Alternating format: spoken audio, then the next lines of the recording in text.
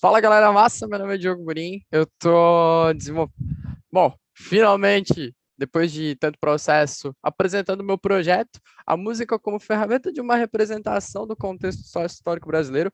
Uma coisa que eu quero já falar antes de entrar diretamente no projeto é que eu fiz com muito carinho, em primeiro lugar, e segundo, falando de música, de arte, de cultura como representação do contexto histórico, não teria como falar somente sobre música. Então, esse projeto ele vai abranger outras áreas que eu diria da linguagem artística, e não somente música, mas também literatura, tendo em vista certos momentos da história do Brasil. O que eu quero dizer? Que no primeiro momento no Brasil, a música ela seguiu a mesma curva das escolas literárias que estavam inseridas dentro do Brasil e por isso, por volta de 1500, 1600, 1700, quando tu fala de barroco, quando tu fala de expressionismo, quando tu fala desses certos curvas culturais e expressões que tiveram dentro da sociedade brasileira, se torna um pouco difícil juntar material para falar somente sobre música.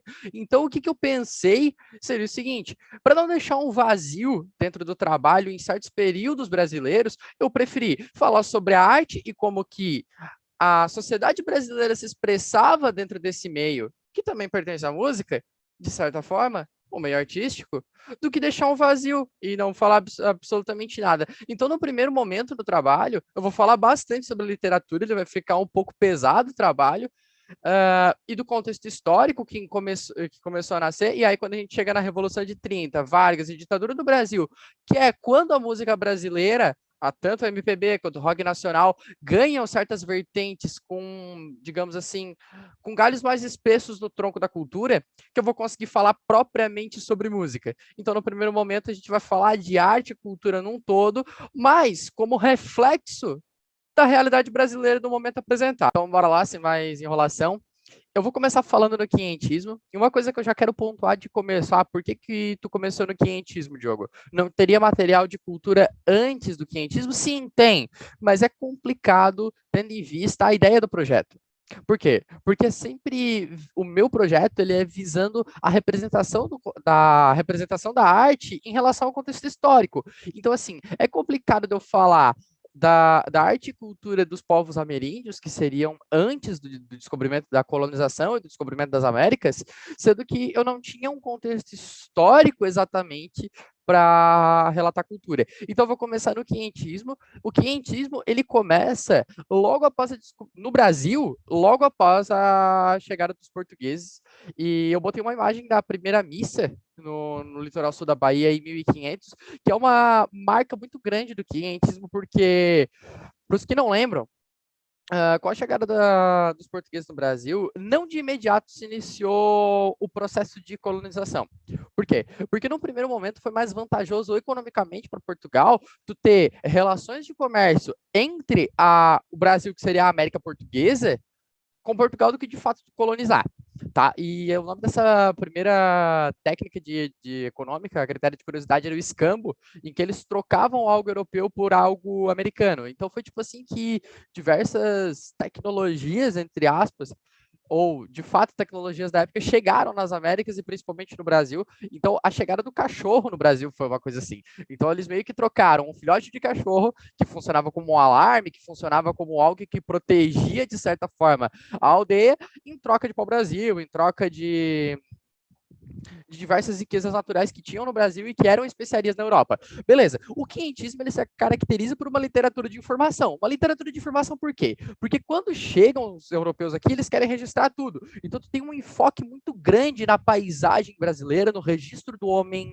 americano. Em primeiro, uma característica muito grande, muito ressaltada nos escritos, é que o homem americano ele andava nu, ele andava despido, e isso, segundo os dogmas da Igreja Católica da época, na Europa, era extremamente errado.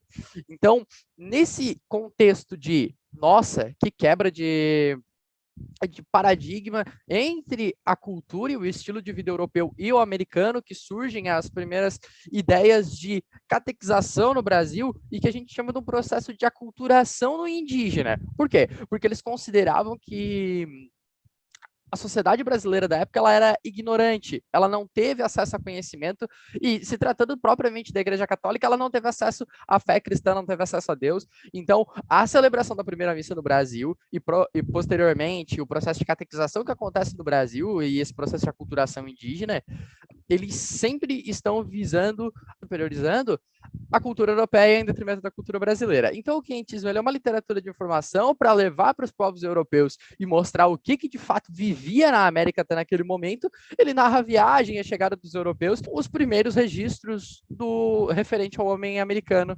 Bora lá. Barroco. O Barroco ele é posterior ao quinhentismo. O Barroco ele iniciou logo após o processo de colonização do Brasil, de fato, que foi quando Portugal queria de fato colonizar o Brasil. Por quê? Por que Portugal queria colonizar o Brasil para começo de conversa? Defesa de território e defesa das riquezas aqui. Porque naquele período que eu falei para vocês que eles praticavam o escambo, que era só um comércio de troca entre duas civilizações, houve muita pirataria. E tu tem nesses períodos aí que a França do Brasil, tem a França Antártica, então outras nações tentaram tomar conta das terras brasileiras também e das terras americanas no geral, tanto que Argentina, Chile, Peru, Uruguai, Paraguai, era quase em sua maioria de colonização espanhola. Então, e o Brasil era português. E se vocês lembrarem do Tratado de Tordesilhas, parte do Brasil também pertenceu à Espanha por um belo tempo. Agora falando do Barroco diretamente, eu falei que ele começou após o período de colonização. Então, se no quinhentismo a gente tem um início do que viria a ser o processo de catequização e de aculturamento do indígena, no Barroco ele ganha corpo. Ganha corpo no sentido em que tu tem a vinda dos jesuítas para o Brasil, e esses jesuítas, de fato, vão propagar a fé cristã, vão promover a elevação da alma do indígena até o encontro a Deus. Então, ali, aquela igreja de São Francisco e Salvador, na Bahia, ela é um registro muito, muito notório do Barroco no Brasil, sobre a força que tomou a religião e a fé cristã pela propagação dos portugueses dentro do Brasil. Seria uma arte de contra-reforma, uma arte de levar o indígena com Deus. Dois escritores bem importantes desse tempo foi Gregório de Matos e o Padre Antônio Vieira. O Gregório de Matos ele enfatiza, o Gregório de Matos ele enfatiza muito esse conflito entre corpo e alma. Mas por que um conflito entre corpo e alma?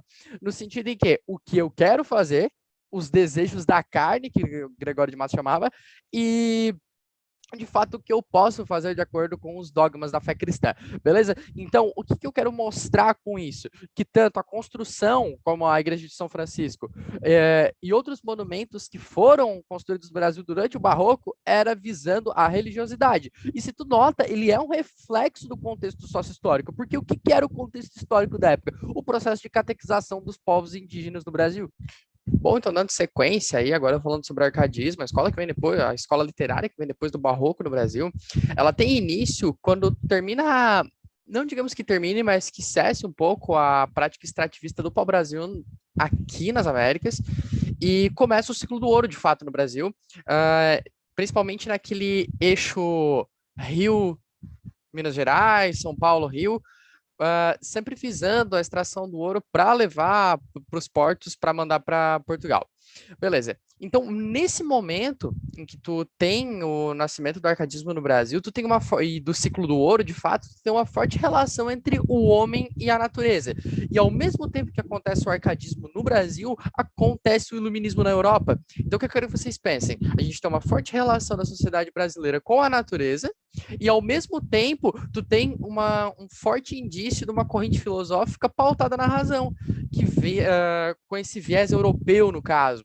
Então, o que eu quero que tu pensa sempre num tripé: natureza, razão e economia. E nesse sentido, a gente pode notar que o viés da escola do arcadismo, ele tem uma forte relação entre o homem e a natureza, num sentimento que a gente chama meio que bucólico, naquela ideia de que a natureza é perfeita, retomando aquela ideia da infância na natureza, aquela ideia do belo na natureza, porque hoje a natureza é vista pelos europeus, isso hoje no período de 1600, como uma fonte econômica. E o arcadismo ele entra para dizer que a natureza ela não é somente pelo viés econômico, sabe? E sim com uma visão de contemplar a natureza como algo belo, como algo essencial para a vida. Então tu tem esse resgate a uma antiguidade clássica por esse sentimento em relação à natureza e à infância. Bom, tocando em diante, agora vem uma escola que ela é, que de fato, mais importante dentro do Brasil, que seria o romantismo. E o romantismo ele tem início, mais ou menos ao mesmo tempo que a chegada da família real no Brasil e a independência do Brasil. Então, nesse momento, nesse primeiro momento, na verdade, do romantismo, porque a gente divide o romantismo em 3 fases, primeira fase indianista, segunda fase mal do século, terceira fase condoreira, tu tem um sentimento nacionalista muito forte.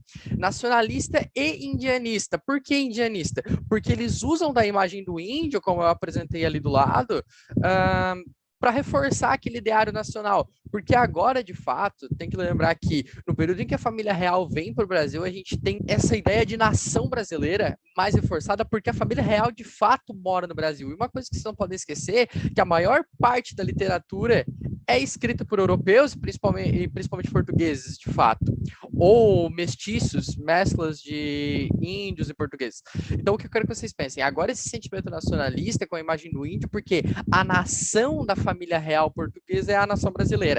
Beleza, agora tu tem uma fase de transição entre o primeiro e o segundo e a segunda fase do romantismo. Por quê? A gente fala que é uma quebra, porque a primeira fase ela é uma fase muito positiva, ela leva o lado da imagem do indígena no Brasil para um sentido positivo. Porém, com a divulgação do livro Os Sofrimentos do Jovem Werther, na Alemanha, tu tem essa quebra no romantismo no geral, não só no Brasil, mas no contexto internacional todo, que ele transforma o romantismo de um viés mais positivo para um viés mais negativo, para um viés mais triste. E aí que nesse período que tu tem inúmeros suicídios por amor, porque para quem não leu Os Sofrimentos do Jovem Werther, Werther era apaixonado por uma moça, e essa moça no final ela era casada, eles não conseguiram ficar juntos e ele se mata no fim do livro. Então, após a divulgação do Sofrimento do Jovem Werther, começa aquelas fases de boemia, de se afogar na cachaça, de ficar triste, de morrer de amor. Então, seria essa a relação de uma depressão decorrente do amor. Então, tu tem essa quebra no romantismo da primeira para a segunda fase após a publicação desse livro. Bom, e aí tu tem, após essa transição dessa fase, tu tem o início da terceira fase romântica no Brasil. Aí agora sim eu consigo fazer um link bem legal. Por quê? Porque a terceira fase, que é a fase condoreira, ela começa mais ou menos em 1860, 1870. E isso é pouco tempo antes da publicação da Lei Áurea, que seria o fim de fato da escravidão no Brasil, apesar de que a escravidão ela já vinha sendo fragmentada nos últimos anos pela Lei Bill Aberdeen, por exemplo, que proibiu o tráfico negreiro. Então, o que acontece? Nessa fase, a gente tem uma maior publicação de poesias, mas poesias sociais, uma poesia do cunho de denúncia social, de fato. Bom, e aí nessa fase tem uma maior publicação de poesias, na verdade, mas poesias sociais, poesias com críticas, com denúncias ao jeito que a sociedade brasileira estava estruturada. Por quê? Tu lembra que na primeira fase indianista já era o advento do iluminismo. Então, depois disso, depois dessa Revolução Francesa que a gente teve, a consciência da sociedade na Europa era totalmente diferente da consciência da coletividade da colônia e justamente diferente da consciência e da mentalidade do Reino de Portugal. Aí, com a chegada da terceira fase e diversas pressões inglesas, por que eu quero dizer pressão inglesa? Porque nesse momento, após o iluminismo, tu tem um forte nascimento do viés capitalista, de fato, dentro da Europa. E então, por que pressionar o Brasil para parar com o trabalho escravo? Porque escravo não consome, escravo não compra, e se escravo trabalhasse, escravo comprasse, a gente teria um maior mercado econômico. Então, com esse viés iluminista, a gente teve diversas pressões, principalmente na Inglaterra, porque a gente tem que lembrar que ela é o país mais industrializado da época, então, tentando de fazer diversos acordos com Portugal. Então, aí, essa fase condoreira, ela serve justamente para criticar isso, criticar esses padrões ultrapassados. E do século XVII, e com isso a gente tem a publicação da obra Memórias Póstumas de Brás Cubas, do Machado de Assis, Só um tópico, a gente nunca consegue definir se Machado era realista ou romantista. Na verdade, eu acredito que ele seja um pouco dos dois, tá? Então, a transição de fato do realismo no Brasil, do romantismo para o realismo no Brasil, ela vem com o livro Memórias Póstumas. Agora, por que vem com o livro Memórias Póstumas? Porque ele é um livro, ele é um romance que vem carregado de diversas críticas sociais, críticas à cultura brasileira da época e uma crítica muito forte ao racismo dentro do livro do Machado. Bom, aí com o fim do romantismo no Brasil, a gente tem o início do realismo. O realismo ele é uma escola literária que ele surge como uma reação a todos aqueles moldes ideais sobre amor que vinham acontecendo no romantismo. Então, uma coisa que eu quero que vocês lembrem sempre é que o realismo é uma escola que nega todos os valores do romantismo. Beleza, agora, mas em que contexto que surge o realismo? Bom, você tem que lembrar que ele surge paralelamente à Segunda Revolução Industrial e aquele ideal de vida burguesa, aquela coisa bela. Então aí entra Machado, entra Madame de Bovary criticando o adultério presente na burguesia, Machado criticando todo aquele ideal, e tem aí uma sociedade que ela começa a classificar as classes sociais, de fato, baseado em bens materiais. Então aí tu tem o surgimento do conceito da luta de classes, proposta por Marx, e essa ideia de que capital é poder e deixando um pouco aquela oligarquia passada em que o poder estava ligado à terra, beleza? Então nessas obras tem muita crítica social a esse capitalismo idealizado, ao consumismo exagerado e aos novos valores sociais, beleza? Então, depois do realismo, eu vou fazer um pulo agora lá para o pré-modernismo, para não me estender muito nesses assuntos, porque eu quero chegar a falar de música mais rápido, beleza? Bom, beleza. Aí, depois de diversas escolas literárias que a gente tem entre o romantismo e o pré-modernismo, o pré-modernismo ele vem com aquela mesma pegada de crítica social, só que em outro contexto dentro da sociedade brasileira.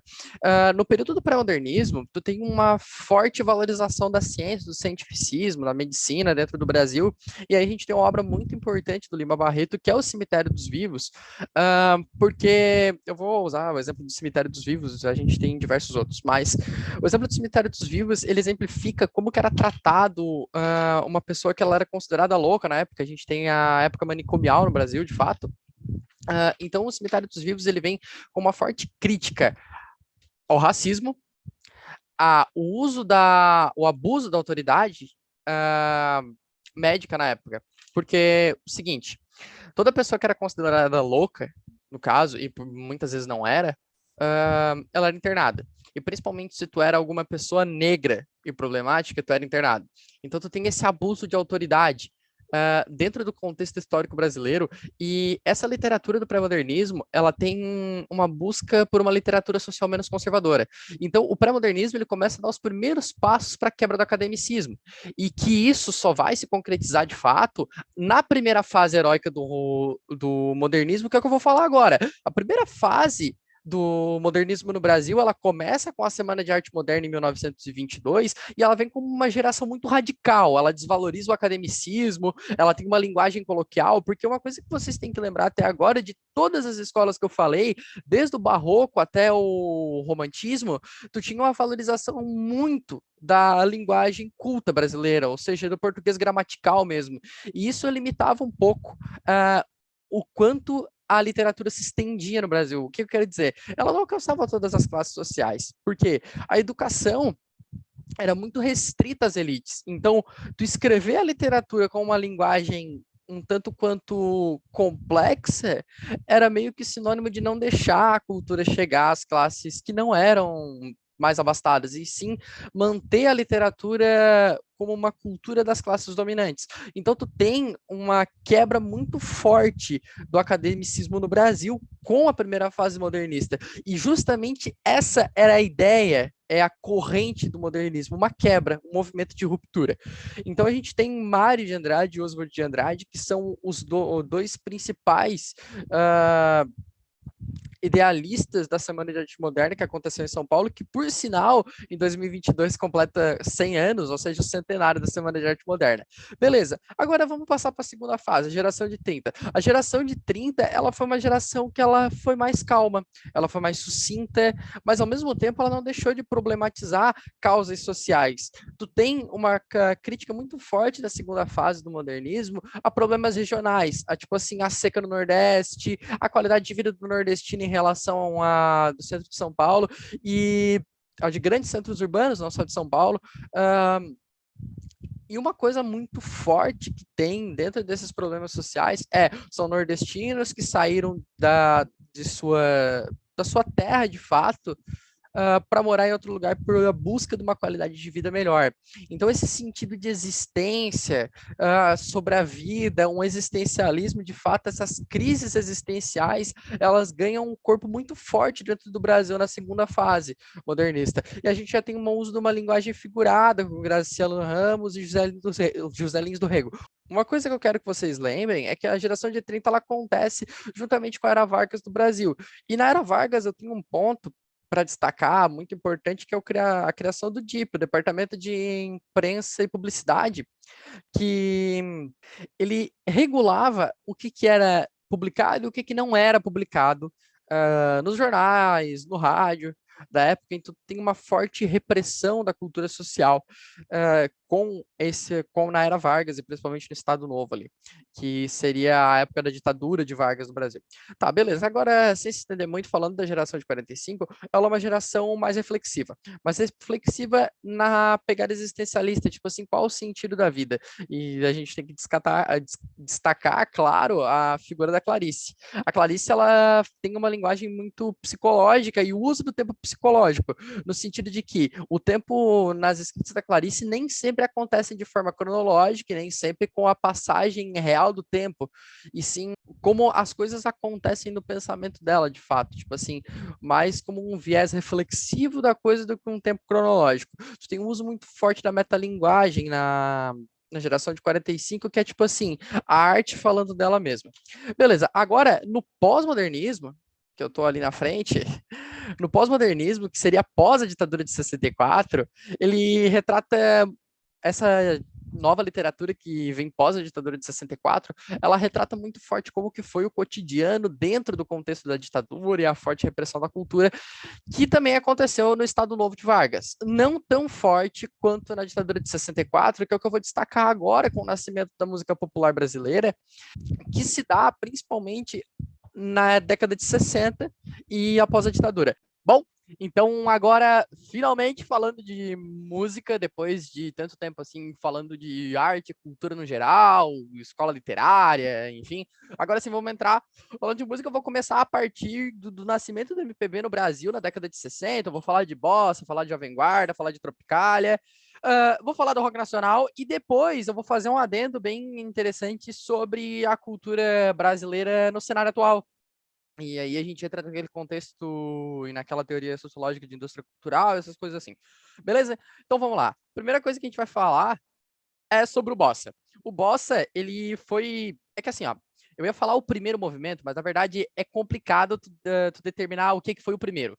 Porque durante a década de 60 ali, ocorreu diversos nascimentos de diversas escolas musicais ao mesmo tempo, assim, tipo, Bossa Nova, Tropicália e a Jovem Guarda, elas nasceram mais ou menos na década de 60, todas juntas, e aconteceram ao mesmo tempo, e ao mesmo tempo as características de uma foi influenciando nas características da outra. Exemplo, o Bossa Nova, ele é uma mescla do samba brasileiro com o jazz americano. Ele é meio que um canto falado e a pegada do Bossa era tipo assim, mostrar que a cultura brasileira e a música brasileira, ela era uma cultura tão rica quanto a americana, porque o jazz americano, ele era uma coisa muito complexa de tocar, então quando tem o Baby King ali mostrando aqueles solos de guitarra dele, tipo, com uma pegada de blues junto, então tu nota que ela é uma música que são melodias bem complexas. E ao mesmo tempo, são letras dentro do contexto americano, do jazz e do blues, são letras de cunho social, são letras que apresentam diversas críticas, e principalmente nesse contexto do jazz e do blues nos Estados Unidos, ao processo de segregação social e aquela aquela questão de racismo que ficou presente nos Estados Unidos. Agora, falando do bossa no Brasil, eram letras de cunho social? Sim e não. Depende. Caetano falou, Gal Costa, sim, e João Gilberto já falava mais sobre amor. A pegada do bossa é mostrar que a qualidade ou a melodia da música brasileira, ela também era rebuscada, ela também era difícil, ela também tinha o seu grau de dificuldade. Porém, quando a gente chega na Jovem Guarda, a Jovem Guarda vem justamente para negar o bossa. Por quê? A Jovem Guarda ela vem numa pegada totalmente desinibida, totalmente desligada dessa ideia de, eu tenho que mostrar que a música brasileira ela é complexa, ela é rica em detalhes. Na verdade, a Jovem Guarda, de Erasmo Carlos, Roberto Carlos, da Vanderleia, ela nasceu com aquele programa na Record. Então, a gente teve um programa. Voltando mais atrás um pouquinho, só para ficar legal o contexto. Aos domingos, a Record, isso na década de 60, 65, ela transmitia futebol. Só que com o tempo a audiência começou a cair e no lugar de transmitir os jogos de futebol no domingo de tarde, eles começaram a transmitir um programa musical para agitar a galera, a Jovem Guarda. Então, a Jovem Guarda, o movimento da Jovem Guarda nasce a partir do programa da TV, com essa pegada de assim, vamos agitar a galera, vamos fazer uma cultura que a galera se envolva. Então ele é um movimento sem caráter político, ele tem uma influência musical e comportamental na época, porque assim, ele envolveu a galera por meio do uso da televisão, por meio desse meio midiático, influenciando também no jeito que a pessoa se vestia, no jeito que a pessoa se comportava, no jeito que a pessoa falava. Ele era totalmente descontraído, ele era mais que meio que um ritmo, entre aspas, dançante, assim, meio que queria mexer com a galera de fato, sabe? Então, não buscando mostrar, que nem a Bossa Nova, mostrar que a melodia brasileira ela é rica, ela é bem rebuscada, mas sim com um caráter mais extrovertido, mais divertido, mais de festa, e com letras, tipo assim, o Iê, Iê, Iê, do Roberto Carlos, enfim, tu nota que eram músicas que eram para animar, e não para querer dizer alguma coisa que nem o Bossa era, sabe? Bora. Então agora sim, fala de Tropicália, daí agora tu pega ela pra mim. Diogo, mas o que que foi a Tropicália, cara? Bom, a Tropicália, ela foi uma mistura cultural, ela foi a legítima geleia cultural brasileira. Tá, Diogo, mas por que isso? Deixa que eu te explico. Uma coisa que eu não pontuei muito antes, que não dei muito enfoque, mas é que de propósito, é que o Bossa e a Jovem Guarda viveu em constante conflito. O Bossa sempre alinhado com o samba brasileiro, um samba canção, uma cultura mais erudita, mais complexa, e a Jovem Guarda sempre naquela pegada mais social, mais leve, mais festa, mais rock and roll. Cara, isso gerava briga, muito conflito. Tanto que o Bossa fez uma passeata na cidade de São Paulo, a passeata contra a guitarra elétrica. Tipo assim, a gente sai na rua hoje, impeachment, fora Bolsonaro. O Bossa saiu na rua para pedir o fim da guitarra elétrica na música nacional. Agora, o que veio a ser a Tropicália? Mas por que geleia cultural? A Tropicália ela vem justamente para mediar isso. Ela vem para fazer um meio termo para mostrar assim, cara, não existe cultura certa, cultura errada, cultura boa, cultura ruim. Cultura é cultura, música é música, e a música brasileira. A Tropicália, ela pega elementos internacionais, ela pega elementos da propaganda americana, ela pega a guitarra elétrica, ela pega o rock internacional, ela pega elementos do bossa nova nacional, ela pega o iê, iê, iê da Jovem Guarda e monta um disco e um movimento cultural totalmente plural e condizente com o que é a cultura brasileira, com o que é a identidade nacional brasileira. Essa identidade plural, essa identidade que ela não é una, ela não tem um caráter, ela tem diversos caráteres, ela tem diversas faces. Mas como assim? Como que foi representado isso? Cara, por exemplo, quando eles foram gravar o disco da Tropicália, cara, tu chamou Caetano e Gilberto Gil, que eram dois protagonistas da música do MPB brasileiro. Tu chama Gal Costa, que estava no começo da carreira, numa intérprete acenando, tu chama Nara Leão, cara, que ela era a musa do Bossa Nova, e tu chama Tom Zé, e tu chama Rogério Duprat, que o cara era maestro. Cara, então tu faz um disco totalmente plural com uma cultura totalmente nova, uma cultura diferente, uma cultura mista. E deu muito certo, tanto que virou uma sensação no momento em que foi lançado. E a Tropicália, nesse sentido de pegar elementos do exterior e trazer para dentro da cultura nacional, ela influencia muito e muito fortemente o nascimento do rock nacional no Brasil, que é o que a gente vai falar agora.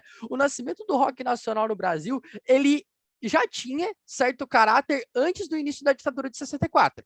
Mas, obviamente, depois do início da ditadura, ele ganhou muito, muito mais força.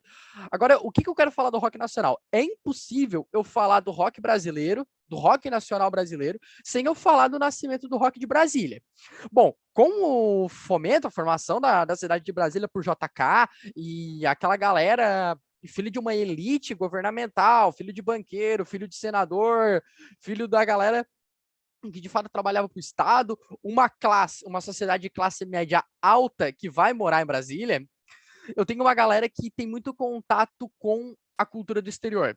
E aí eu pego o Renato, eu pego o Dinheiro Preto, eu pego o Herbert Viana, que era uma galera que de fato teve muito contato principalmente com a cultura inglesa. Tanto que, onde que o Renato conhece o Herbert Viana, por exemplo? Ele conhece na Embaixada da Cultura Inglesa, em Brasília. Por quê? O Renato ele morou um tempo lá na Inglaterra, e tô pegando o Renato como exemplo porque ele é um ícone do rock nacional. O Renato ele morou um tempo na Inglaterra, fez intercâmbio lá, estudou na Inglaterra um tempo, e quando ele voltou de lá, ele veio para ser professor de inglês na Escola de Cultura Inglesa de Brasília. E com isso ele conhece Herbert Viana, ele conhece o irmão do Dinheiro Preto, Ico Ouro Preto, que também faz parte do Capital Inicial hoje. E nesse contexto, tipo assim, de uma galera que teve contato com o rock internacional, que teve contato com a cultura do The Clash, que teve contato com Beatles, teve contato com Rolling Stones, teve contato com o rock internacional, que já era muito, muito mais forte que o rock brasileiro naquele momento, tu tem o nascimento de uma cultura meio mista. Porque tu pensa, eu tinha Tropicália acontecendo no Brasil, ao mesmo tempo o Bossa Nova e a Jovem Guarda não morreram, e agora eu tenho um nascimento de um rock em Brasília.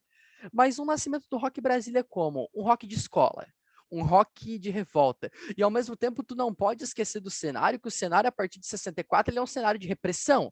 Tu tem totalmente o controle de todo tipo de mídia que é difundido na televisão, no jornal, até mesmo na divulgação de músicas, tem que passar pelo alvará do governo. Tipo assim, tá, agora vocês podem publicar isso. Por quê? Porque naquele momento de repressão, o Estado tinha o controle de todas as mídias por meio do maquinário público. Até aí, ok. Agora, isso gerava uma revolta social tremenda. Porque tu pensa tu não ter liberdade de expressão. E, de fato, uma das coisas mais marcantes do AI-5, ato inconstitucional número 5 da ditadura militar no Brasil, foi a falta de liberdade de expressão, o limite da liberdade de expressão imposto pelo Estado. E eu acho que o maior episódio do AI-5 que tem dentro de Brasília é a invasão da UNB pelo Exército. E, enfim, agora, dando continuidade daquela ideia do rock Brasília, tu cria um cenário com essa repressão social, essa repressão cultural da sociedade, tu cria um cenário de insatisfação, tu cria um cenário de revolta. Ah, Diogo, eu acho que eu tô começando a entender o que tu quer dizer.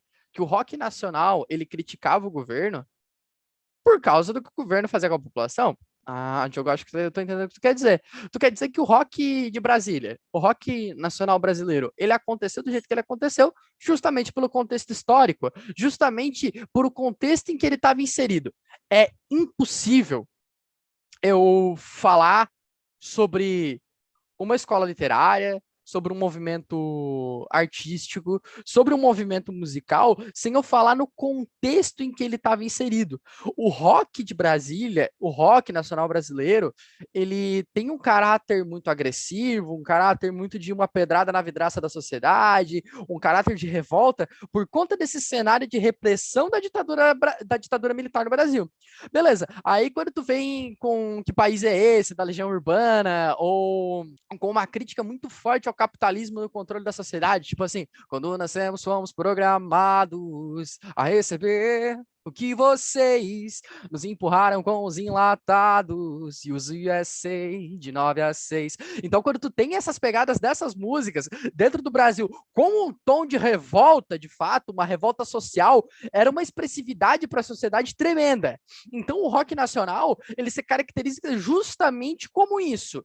O Bossa se caracterizou como um movimento para mostrar que a cultura brasileira ela era rebuscada, a Jovem Guarda para mostrar que a cultura brasileira, a música brasileira, ela só não tinha viés político, ela também tinha um viés feliz, um viés mais extrovertido. A Tropicália veio para mostrar que as duas coisas acontecem ao mesmo tempo, e o rock nacional, ele vem para tocar uma pedra na janela da sociedade e dizer assim, cara, tem muita coisa que acontece que a gente não tá vendo, ou que a gente tá vendo, tá sentindo, tá sofrendo e não tá reclamando. O rock nacional tira o cidadão da zona de conforto e joga pra rua, faz ele sair, faz ele lutar por poder. Aí o que tá? Com o fim da ditadura, tu tem uma liberdade maior, as letras do Renato começam a ficar mais pesadas, as letras do Capitão Inicial também, do Paralamas também. Por que eu falo tanto do Renato? Porque a Legião Urbana, dentro do contexto do rock de Brasília, ela foi uma das primeiras bandas a surgir e uma das mais fortes que surgiu dentro do contexto nacional. Então, é impossível falar do rock nacional sem falar de Legião Urbana, obviamente. E agora, para terminar, que a gente já está chegando no fim, eu vou falar sobre a música contemporânea e a cultura atual, mais como um adendo, assim, um critério de aumentar a gama de conhecimento de vocês para entender o porquê que a música brasileira ela perdeu um caráter tão revoltoso, um caráter tão de buscar medidas, de buscar soluções, de busca por liberdade, de definitivamente busca por direitos sociais para se tornar um produto como é hoje. E para isso eu vou usar do conceito de indústria cultural. Beleza? Bom, e para fechar, então, o projeto, eu acho que é válido comentar um pouco sobre a música contemporânea, a música da sociedade atual e a cultura num todo. E tem uma teoria muito importante sobre o comportamento da sociedade moderna, que é a teoria da indústria cultural, do Theodor Adorno e do Horkheimer, em que todo comportamento humano ele tem uma influência mercadológica consigo. Exemplo, o porquê que compramos um iPhone, o porquê que eu bebo Coca-Cola, o porquê que eu uso Nike. Então, essa ideia de que tudo que está relacionado à vida humana, ele é um fruto de um meio do capital. Isso também se estende à cultura e se estende à música. E dentro da indústria cultural, a gente classifica a música, a cultura, a arte em três tipos. O primeiro tipo, o tipo cristalizado. O tipo cristalizado é aquela arte que ela é boa, ela é por si só, ela perdura na sociedade, ela faz parte da sociedade. Exemplo, tu nunca vai escutar alguém dizer assim, Beethoven tá manjado já, enjoei de Beethoven, ou Mozart já ficou sem graça, não aguento mais escutar Mozart. Tipo assim, Mozart é ruim, sabe? Tu não consegue concordar com algo que está tão cristalizado dentro do corpo social. Bom, agora a gente fala, num segundo momento, que a gente tem outro tipo de movimento artístico que ele é um movimento que ele é passageiro. Mas passageiro em que sentido? Passageiro tipo o rock nacional dentro do contexto brasileiro. Em certo momento, o rock nacional ele teve um boom dentro da história do Brasil, principalmente década de 60, 70, 80. O rock nacional era tudo que as pessoas escutavam, envolvia, e hoje em dia ele sai um pouco do centro das atenções, mas não deixa de existir. Ele faz parte da sociedade, é uma cultura que é, entre aspas, usufruída por boa parte da sociedade, mas não é mais o centro das atenções. E ele deixa esse espaço para, no século XXI, a gente ter o que a gente chama de cultura de massa. Tá, mas o que é essa cultura de massa que eu escuto falar tanto? Cultura de massa, ela é algo que não foi feito para durar. Ela não é o Beethoven que vai durar até o fim da humanidade, todo mundo vai escutar Beethoven pelo menos uma vez na vida. Ela não é o rock nacional que vai ter um papel que vai ser destacado em livros que narram a história do Brasil. Ela é uma cultura que ela foi feita para ser passageira. Exemplo, tu escuta a Nona Sinfonia de Beethoven várias e várias e várias vezes. Tu escuta Que País é Esse, do Legião Urbana. São músicas que perduram no tempo. Agora, se eu pego Ai, Se Eu Te Pego no Michel Teló, ele foi uma coisa que estourou em 2012, 2013, e hoje ninguém suporta mais ouvir. Mas ela cumpriu o papel dela como cultura de massa. A cultura de massa, ela tem o papel de vender muito em pouco tempo, para ceder lugar para outra música, ou outra obra, ou outro projeto, que vai vender muito em pouco tempo, e vai ceder espaço para uma nova que vai vender muito em pouco tempo, tendo esse ciclo repetitivo de consumo. Porque uma coisa é tu escutar Que País é Esse, sei lá, 2 vezes por semana. E a Nona Sinfonia de Beethoven 1 vez por mês, que é o que geralmente acontece. Agora, quando tu pega aquelas músicas chiclete, tu escuta 10 vezes no dia.